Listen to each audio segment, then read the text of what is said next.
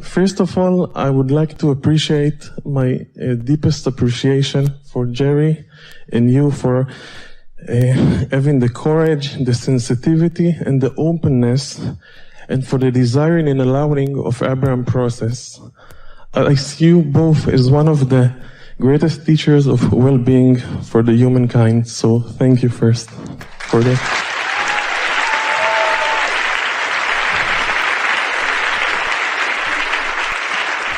We are appreciating your appreciation, and we are all in this together. Yes, and you are the evoker of the expansion of this message. Do you get that? Do you know if it were not for the life that you are living and the questions that you are asking, that this expansion and clarity could not be? It is you who deserves the appreciation. Thank you.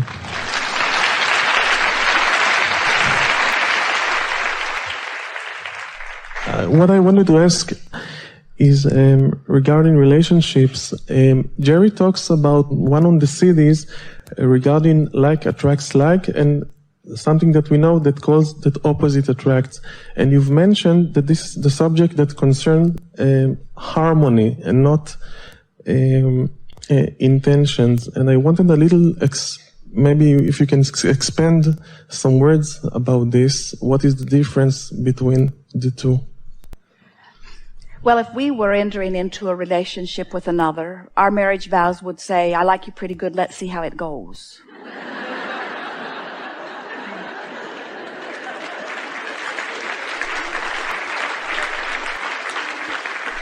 You see, this subject of relationships really speaks to what we were talking about already here, in that so often when you come together with another, usually in the beginning, you are each hoping for and looking for the best in one another. And that's a very good basis to begin, because when you are looking for it, you are finding it. And so what you're actually doing is using the positive aspects of each other to be your excuse to tune yourself into who you really are. In other words, when you see something in another that makes you feel good, you have fixated on something that has caused you to become a vibrational match to the greater part of you. That's what in love is. It's being a vibrational match to who you are. But so often, people want to find approval or appreciation from each other, and in looking for it from each other, they forget about the vibrational alignment between who they are and who they really are. So, we want to say to you that if you will let the relationship that matters most, far more than all other relationships put together, be the relationship between you and you, a really good thing to ask yourself on a really regular basis as you're involved in your interpersonal relationships.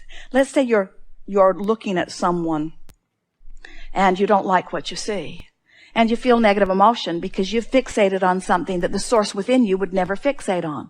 Source within you is a lover. And when you see something that you are not loving, you're using that as your excuse to separate yourself from who you really are, and you're blaming that person. If you didn't have that, I'd feel better. And we say, that's probably true. If you were observing something that made you feel good, then it would be easy for you to be a vibrational match. But don't ask others to stand on their head so that you can tune into who you are. Tune into who you are. Let your feelings be unhurtable. Be a vibrational match to who you are, and then be the lover that you truly are, you see. So, there are two things that we would say on a regular basis in our quest for relationships of all kinds. The first is, we would begin practicing when we feel positive emotion, we would say, what is it that I'm focused upon within you, that I'm using as my excuse to tune into who I really am? Such a good statement. If we're feeling negative emotion, we would say, what is it that I'm focused upon in you that I'm using as my excuse to not be who I really am? Feel the power in that. If you say, your behavior makes me feel bad, you're totally disempowered. But if you say, what is it that I'm seeing in you? I could see other things because you are a multidimensional being with many aspects. But what is it that I'm seeing in you that has me separated because I'm not seeing you as the source within me is seeing you? The other statement is just that. Anytime you feel negative emotion, stop and say, I wonder how the source within me sees you. And if you're feeling negative emotion, you can know the source within you is seeing it differently, because negative emotion is your indicator that you're looking at something differently from who you really are. And it always means you've stepped back from who you are. It always means you're not up to speed with who you are. It always means you're not seeing this world in this moment through the eyes of source. You're instead seeing it through some disconnected, dependent vantage point where I need you to be different so that I can feel better. You are very hard on each other. You are very hard on each other as you need others to behave in certain ways. But when you let the relationship of all relationships be your relationship with your inner being, with the source within you, you tend to that first by practicing it all of the time.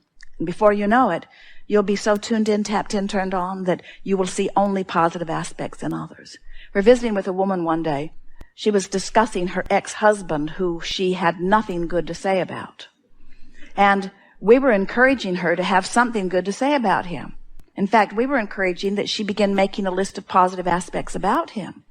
And she said, "Oh, Abraham, I don't want to get back together with him. I don't even want to have lunch with him." And we said, "We're not trying to get you back together with him. We're trying to get you back together with you."